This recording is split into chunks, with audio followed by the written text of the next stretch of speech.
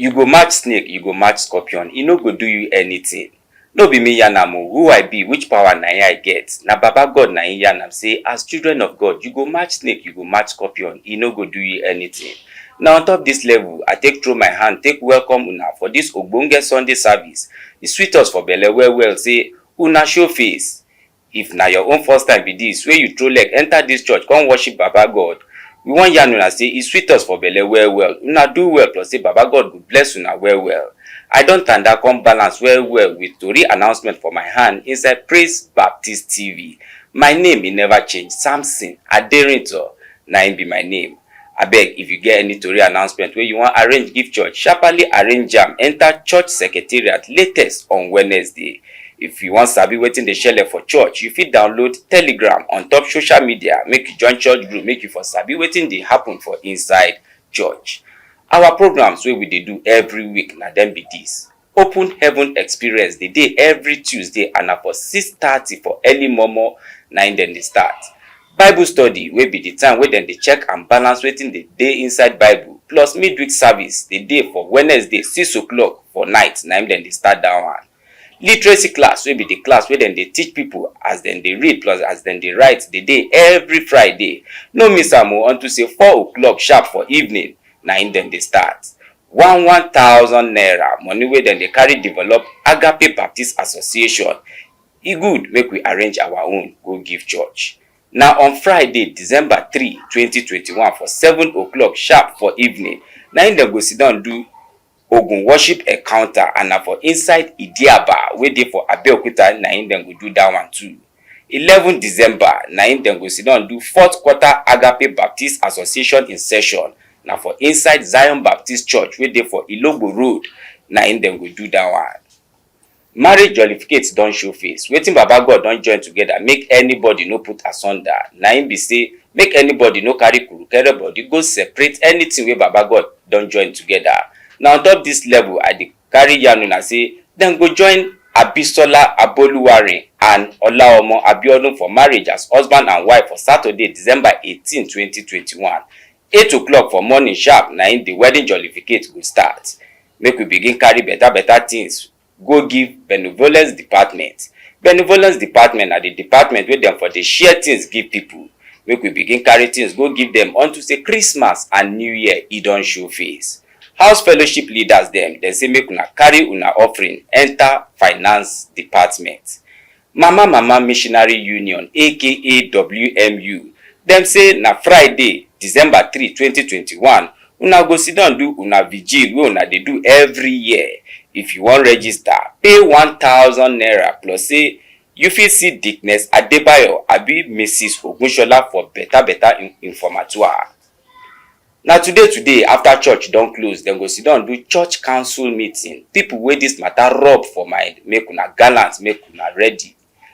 Abeg, e good well if you get money wey you wan arrange give church, abi na your offering or tithes you wan give church, you fit arrange am enter inside church account wey you dey see. My people, na for here I go gba break on top tori announcement for this ogbonge Sunday service.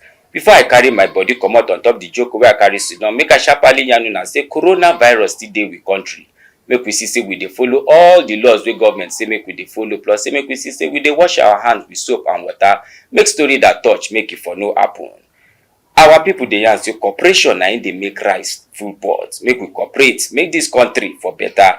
My name e never change, Samson Aderinto na im be my name. Una praise the Lord, my people.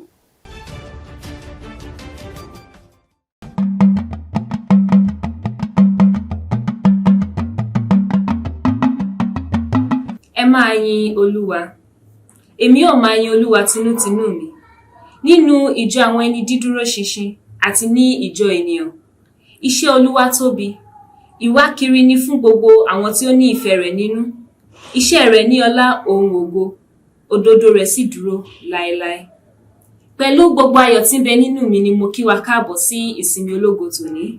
Ìsinmi tó kẹ́yìn oṣù kọkànlá. Mo gbàdúrà wípé èyí kò ní jẹ́ àṣemọ fún gbogbo wa ní orúkọ Jésù. Mo tún fi àkókò yìí kí àwọn tí wọ́n bá wa jọ́sìn nínú ìjọ yìí fún ìgbà àkọ́kọ́. Ẹ ò ní kábàámọ̀ ìbájọ́sìn yín pẹ̀lú wa lónìí ní orúkọ Jésù. Ẹ káàbọ̀ sí Praise Baptist Television. Ẹ jẹ́ kí a gbọ́ àwọn ìròyìn tòní. Ilé ẹ̀kọ́ mọ̀ọ́kọ-mọ̀ọ́kà ṣì ń tẹ̀síwájú ní gbogbo ọjọ́ Jímọ̀ ní agogo 4 ìrọ̀lẹ́. Fífi sílẹ̀ fún ìdàgbàsókè Agape Baptist Association ṣì ń tẹ̀síwájú. Ẹgbẹ̀rún náírà ni fún ọmọ ìjọ kọ̀ọ̀kan. Bí a ti ń ṣe eléyìí, lórúkọ Jésù ọwọ́ wa kò ní kan ìsàlẹ̀ àpò. Ìsìn ìbápàdé ti Ògùn yóò máa wáyé ní Ìdí-àbà, Abẹ́òkúta ní ọjọ́ Jímọ̀ ọ̀sẹ̀ yìí. Èyí tí ṣe ọjọ́ 3 oṣù kejìlá ní déédéé aago 7 ìrọ̀lẹ́.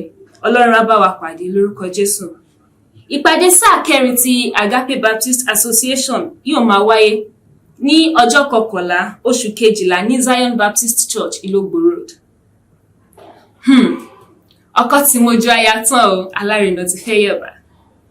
Ètò ìgbéyàwó láàrin Abísọ́lá Abolúwarìn àti Ọláọmọ Abíọ́dún yóò máa wáyé ní ọjọ́ Sátidé, ìyẹn ọjọ́ 18 oṣù kejìlá ọdún yìí ní déédéé agogo 7 òwúrọ̀. Ẹ jẹ́ kí a máa fi àdúrà ran ìdílé méjèèjì lọ́wọ́. Ẹnikẹ́ni tí ìwọ bá nípá láti ṣe ìrànlọ́wọ́ fún, òun náà ni ẹnìkejì rẹ̀. Ẹ̀ka ìtọrẹ àánú, ìyẹn Benevolence Department, ń rọ gbogbo wa láti bẹ̀rẹ̀ sí ní fi ohunkóhun tí a bá ní sílẹ̀ fún ayẹyẹ ọdún yìí. Ẹ̀ka ìṣúná ń rọ gbogbo àwa aládarí ìsìn ojúlé kí a má ṣe gbàgbé láti fi ọrẹ ìsìn ṣọwọ́. Ìṣọ́-òru ọlọ́dọọdún ti ẹgbẹ́ obìnrin oníhìnrere yóò máa wáyé lọ́sẹ̀ yìí ní ọjọ́ 3 oṣù kejìlá. Owó ìforúkọsílẹ̀ jẹ́ ẹgbẹ̀rún náírà. A lè rí Dickness Adébáyọ̀ tàbí Mrs. Ògúnṣọlá fún àlàyé lẹ́kùnrẹ́rẹ́. Ìpàdé àwọn alákòóso ìjọ yóò máa wáyé lónìí lẹ́yìn ìsìn, kí àwa tí ó bá kàn fi èyí sọ́kàn. A lè san ọrẹ tàbí ìdámẹ́wàá wa lórí ẹ̀rọ ayélujára sí àkáǹtì tí à ń wò yìí. Àwọn ìsìn wa ṣì wà bákan náà. Ìrírí ọ̀run ṣí, ìyẹn Open Heaven Experience, ní gbogbo ọjọ́ ìṣẹ́gun ní agogo 6:30 òwúrọ̀. Ẹ̀kọ́ Bíbélì àti ìsìn ìdájí ọ̀sẹ̀ ní ọjọ́rú ní agogo 6 ìrọ̀lẹ́. A lè darapọ̀ mọ́ ìjọ ní Telegram. Bí a bá ní ìròyìn láti fi tó ìjọ létí, ẹ jẹ́ kí a rí akọ̀wé ó pẹ́ jù ní ọjọ́rú. Bí mo ti ń kádì ìròyìn tòní nílẹ̀, màá rọ̀ wá kí a má ṣe gbàgbé pé àrùn COVID-19 ṣì wà níta. Ẹ jẹ́ kí a rí pé à ń ṣe ohun gbogbo bí ó ti tọ́ àti bí ó ti yẹ. Ọlọ́run á máa dáàbò rẹ̀ bò wá. A ò rí jù báyìí lọ lórí ìròyìn tòní. Orúkọ mi kò yí padà.